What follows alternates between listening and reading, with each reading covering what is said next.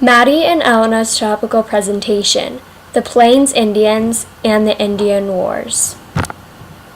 Minus the setbacks the Indians occurred, right before the Civil War, the Indians still owned roughly half of the United States.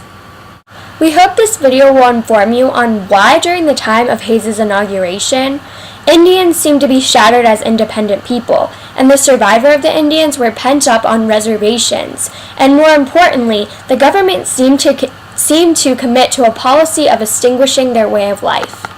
In the 1860s, the survivors of the most eastern tribes were living peacefully on Indian territory of what is now Oklahoma, and in the west, the Indians were dominating most of that land. The most important of tribes and/or Indians lived on the high plains. That was the Blackfoot, the Sioux, the Dakotas, and the Comanches.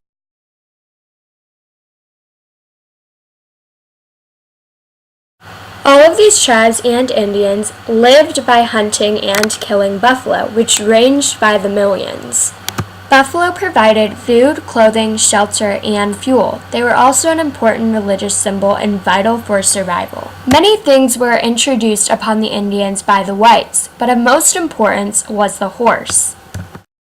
Horses were extinct in the Western Hemisphere around 8000 BCE, but when Cortez introduced the horse back in America in the 16th century, they multiplied, and eventually they became an important part of Indian survival. Thus, buffalo were now only important for food.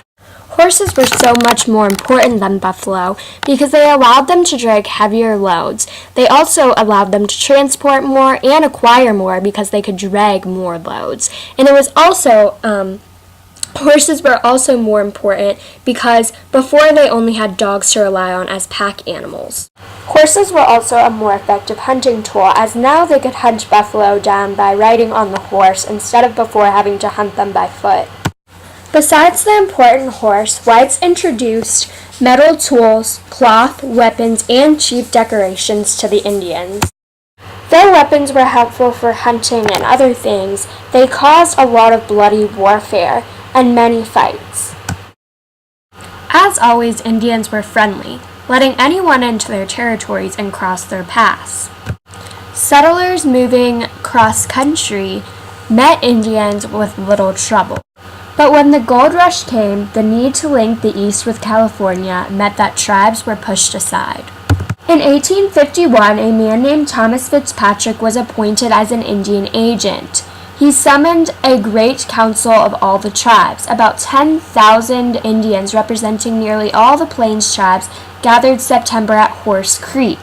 At Horse Creek, he persuaded each tribe to accept definite limits and hunting grounds, in return promising them gifts and annual payments. For example, the Cheyenne and Arapaho were confined to the Colorado foothills. This strategy was known as concentration. It was in order to divide and conquer. This policy allowed the government to negotiate with tribes, and it also cut down on intertribal warfare. The United States maintained that each tribe was a sovereign nation to be dealt with as an equal in solemn treaties. Both sides knew that this was not the case, so when Indians agreed to meet in council, they drove hard bargains and broke off negotiations. Hello, Indians. So, I decided to create an Indian Council. This is going to set boundaries, and it is going to help you guys stop fighting. Here are your gifts. Thank you. Psych. The government showed no interest in honoring their agreements with the Indians, and no sooner the gold rush came to Colorado in 1859 and sent thousands of prospectors across the plains to drive the Cheyenne and Arapaho from the land guaranteed to them in 1851. By 1860, most of Kansas and Nebraska had been cleared. Ooh, gold! In 1862, federal troops had been pulled out of the West for service against the Confederacy. Thus, most Plain Indians rose up against the whites in backlash. This started guerrilla warfare, and in 1864, Colonel J.M. Shivington fell upon a Cheyenne community at Sand Creek and killed several hundred Indians.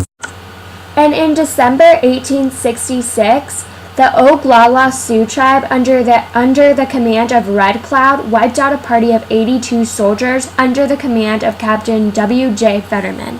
I'm General J.N. Shivington. I'm looking for Indians. Look, there's an Indian. Bang, bang. December 1866, the chief Red Cloud from the Oglala Sioux tribe wiped out over 82 soldiers under the command of Fetterman. The concentration policy clearly had not worked, so the government took on a new tactic and decided that the Plain Indians would be confined into two small reservations, one in the Black Hills of the Dakota Territory and the other in Oklahoma, and forced them to become farmers. When the Indians refused to take on this way of life, they raged across the plains and were destructive.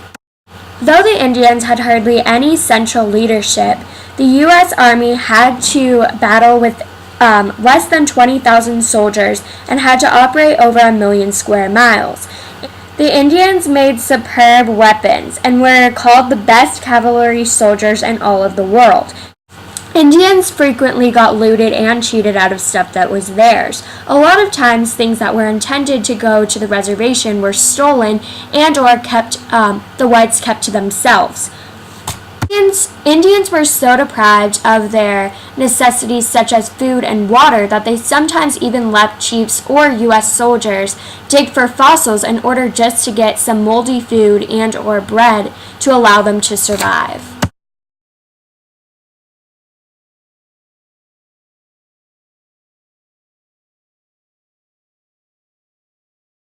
Finally, in 1876, Colonel George A. Custer, with orders to locate the Indians' camp and then block their escape route into the inaccessible Bighorn Mountains, he decided to attack directly with his tiny force of 246 men. Numbers of soldiers, they surrendered and returned to the reservation.